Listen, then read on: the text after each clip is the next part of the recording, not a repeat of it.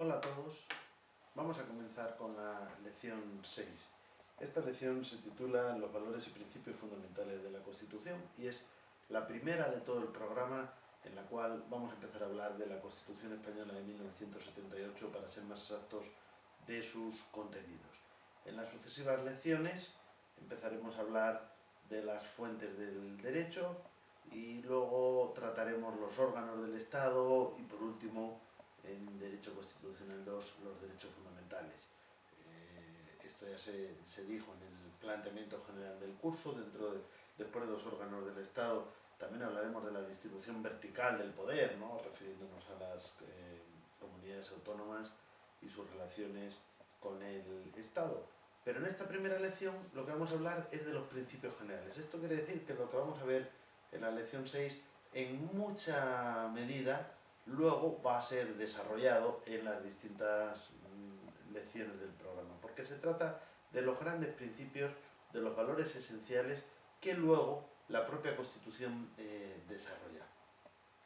Desde luego, en gran medida estos valores y estos principios están contenidos en el preámbulo y en el título preliminar de la Constitución española, pero en algunos casos pues también se contienen en otros apartados. A todo ello nos vamos a referir haciendo esta advertencia de que todos estos temas, o la gran mayoría, luego van a ser objeto de un desarrollo posterior en otros temas, en otras lecciones de este programa. Pero es muy importante considerar aquí cuáles son estos principios fundamentales, porque en definitiva estos son los que definen a nuestra Constitución, son los pilares, las bases, las líneas maestras, que si se reformasen, que como luego veremos en la próxima lección, desde luego se pueden reformar, pero si se reformasen, estaríamos hablando ya de otra Constitución. Manteniendo estos grandes pilares, estos principios o valores fundamentales, la Constitución se puede reformar con gran amplitud en muchos aspectos y sin embargo sigue siendo la misma Constitución. Creo que en otra lección ponemos el ejemplo de la Constitución de los Estados Unidos mexicanos, es decir, de México, que va a celebrar ahora el primer centenario y ha sido objeto de más de 500 o incluso más de 600 reformas.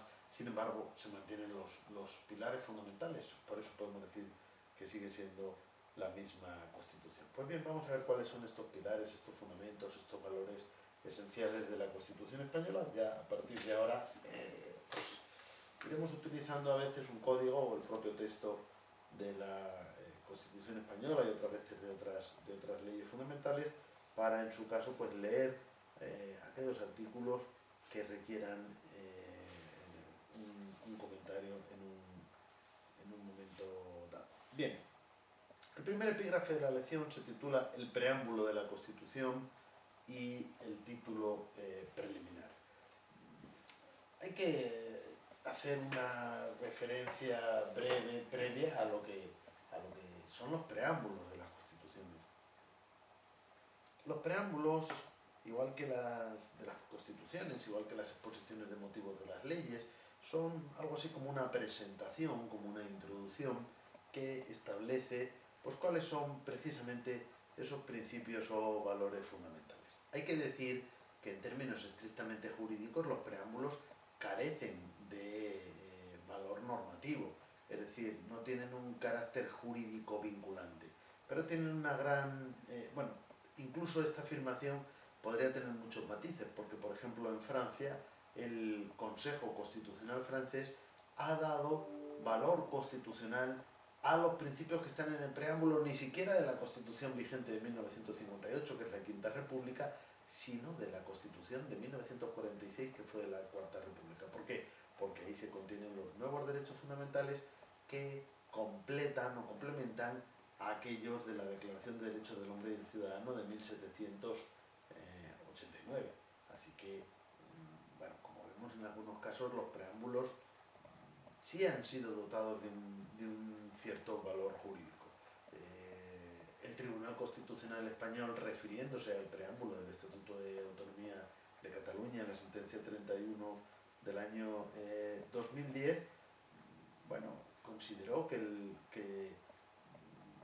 el preámbulo, desde luego, carece de ese valor jurídico vinculante, pero sin embargo, pues sí se pudo pronunciar sobre los efectos interpretativos que podía tener en algunos aspectos, incluso señalando pues, que alguna de sus declaraciones o de sus contenidos resultaba contraria a la Constitución, aunque pues, en todo caso el preámbulo no tuviera valor jurídico. Bien, con independencia de las dudas sobre este valor jurídico, que en principio negaríamos en términos de valor jurídico vinculante, sin embargo, su valor interpretativo, su alcance para interpretar el resto de la norma, y en este caso el resto de la Constitución española, es muy acusado y por lo tanto el preámbulo es importante.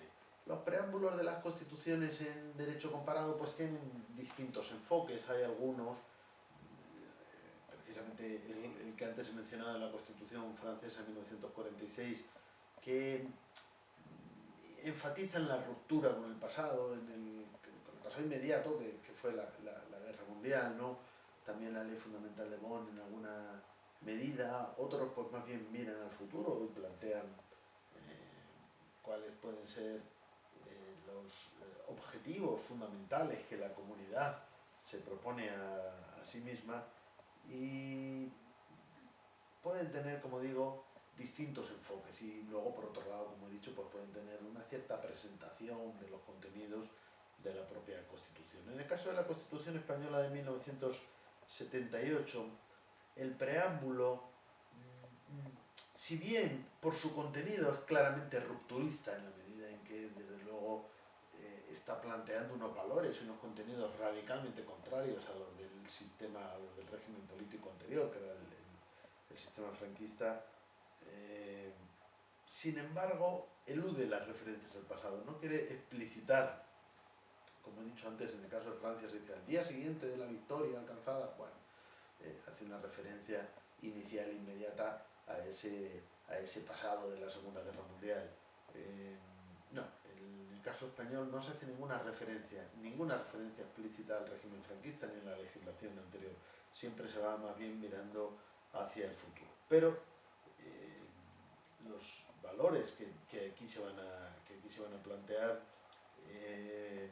sí que implican claramente una ruptura con el modelo anterior. Podemos establecer algunas de las ideas que son claramente progresistas, y mucho más en el contexto del año en el que se aprueba la Constitución, como las referencias a un orden económico y social justo, el progreso de la cultura y la economía, la digna calidad de vida, o ese concepto que luego no se desarrolla en la Constitución, pero sí que tiene claramente un matiz, un alcance muy progresista, que es el de sociedad democrática avanzada, ¿no? El establecimiento de una sociedad democrática avanzada. Por supuesto, se enfatiza en los principios del Estado de Derecho. En el párrafo tercero se habla del imperio de la ley, de la voluntad popular.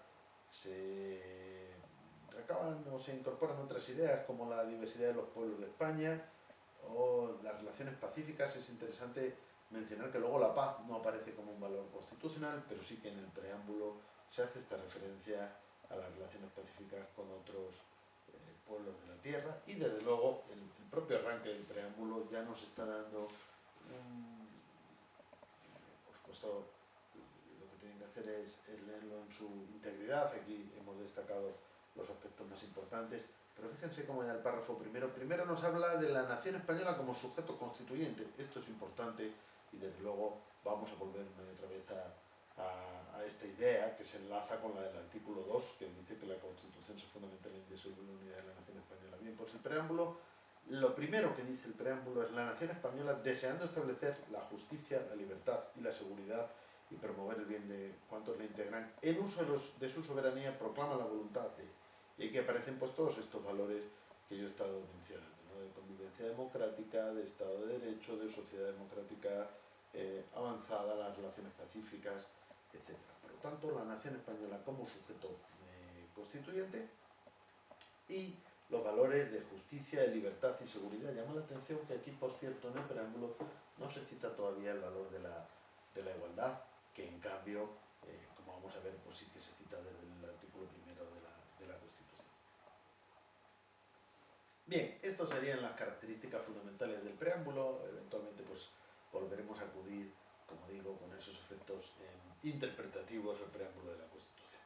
Y el título preliminar. El título preliminar es el primero de los títulos del articulado de la Constitución. Comprende los artículos 1 a 9 de la propia norma fundamental. Ni que decir tiene que esto ya es articulado de la Constitución y por lo tanto aquí sí hablamos de normas jurídicamente vinculantes, de preceptos que tienen el rango supremo de la propia Constitución y que vinculan a todos los poderes públicos y a todos los ciudadanos. Incluso se protege especialmente su reforma por la vía agravada, quiere decir, como vamos a ver en el próximo tema, que el preámbulo no se puede reformar por la vía ordinaria, sino que la especial importancia que el constituyente le ha querido dar al preámbulo se pone de relieve en la especial rigidez para su reforma.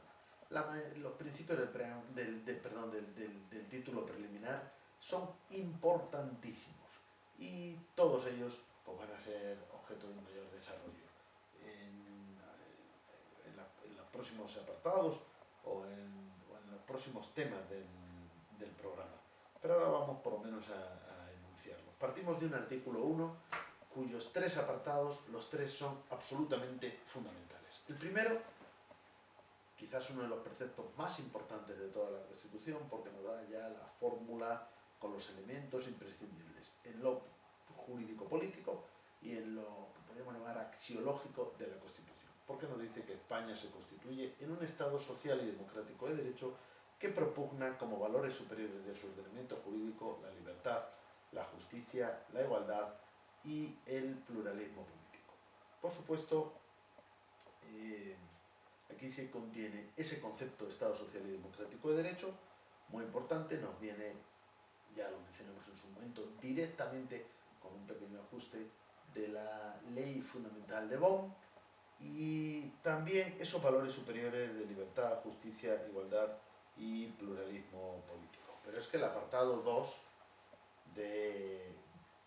del artículo 1 nos dice que la soberanía nacional reside en el pueblo español del que emanan los poderes del Estado. Otro precepto importantísimo, ¿no? La idea de soberanía. Aquí se adjetiva nacional, pero se dice que reside en el pueblo. Ya en el tema correspondiente vimos las diferencias entre soberanía nacional y soberanía popular.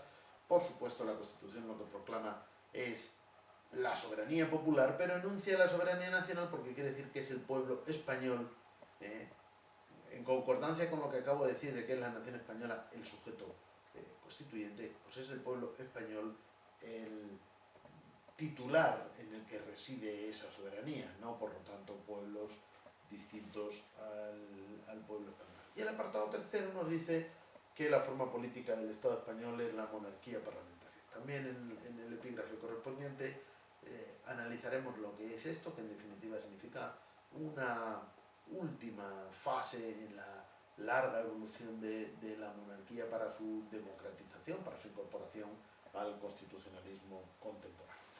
El artículo 2, también de especial trascendencia, nos dice que la Constitución se fundamenta en la indisoluble unidad de la nación española, patria común e indivisible de todos los españoles, se reconoce y garantiza el derecho a la autonomía de las nacionalidades y regiones que la integran y la solidaridad entre todas ellas. Otros preceptos importantes, a los cuales quizás no vamos a hacer una mayor referencia, pero que es importante, es el artículo 3, porque se refiere a la lengua. Bueno, volveremos en su momento también. El castellano es la lengua española oficial del Estado, todos los españoles tienen el deber de conocerla y el derecho a usarla. Las demás lenguas españolas serán también oficiales en las respectivas comunidades autónomas de acuerdo con sus estatutos. Un reconocimiento del idioma español y de la posibilidad de que otras lenguas sean cooficiales de acuerdo con sus estatutos. Y aquí hay que mencionar que los estatutos de Cataluña, del País Vasco y de Galicia establecen como lenguas cooficiales el catalán, el vasco y el gallego, de la misma manera que la comunidad valenciana pues reconoce el valenciano, y las Islas Baleares reconocen también el catalán como lengua oficial. Otras lenguas no tienen ese carácter cooficial en los estatutos, aunque sean susceptibles, aunque sean objeto de especial protección por las leyes, como puede ser el bable o asturiano. El artículo cuarto se refiere a los símbolos, en particular, como ya vimos en su momento, el único símbolo del Estado que regula la Constitución es la bandera. La describe y luego también añade un apartado segundo donde nos dice que los estatutos podrán reconocer banderas y enseñas propias. Estas se utilizarán junto a la bandera de España en sus edificios públicos y en sus actos oficiales. Por lo tanto, aquí hay un mandato que, pues, como probablemente ustedes sepan, a veces ha sido objeto de incumplimiento, pero de sanción jurídica, es decir, que hay una obligación por parte de los poderes públicos en las comunidades autónomas que tengan otras banderas, otros emblemas oficiales junto con la bandera de España, de mostrar ambas, ¿no? Es decir, de que ambas se utilicen junto, es decir, las enseñas autonómicas junto a la bandera de España en los edificios públicos y en sus actos oficiales. El artículo 5 se reconoce la capitalidad del Estado, que es la Villa de Madrid. Esto, en el tema del Estado hablamos sobre el concepto de capitalidad. En España esto no plantea un mayor problema porque todas las instituciones básicas, tanto la corona como el ejecutivo, el legislativo y la cúspide del poder judicial, tienen su sede en la misma ciudad, que es la ciudad de Madrid. Los artículos 6 y 7 tienen una gran importancia porque regulan unas entidades o grupos sociales y políticos de gran trascendencia, y la Constitución, al hilo o la misma línea que otras constituciones recientes o de la misma época, ha querido darles esa relevancia constitucional. Se trata de los partidos políticos y de los sindicatos. Los partidos políticos, el artículo 6 es muy importante, expresan el pluralismo político, concurren en la formación y manifestación de la voluntad popular y son instrumento fundamental para la participación política. Su creación y el ejercicio de su actividad son libres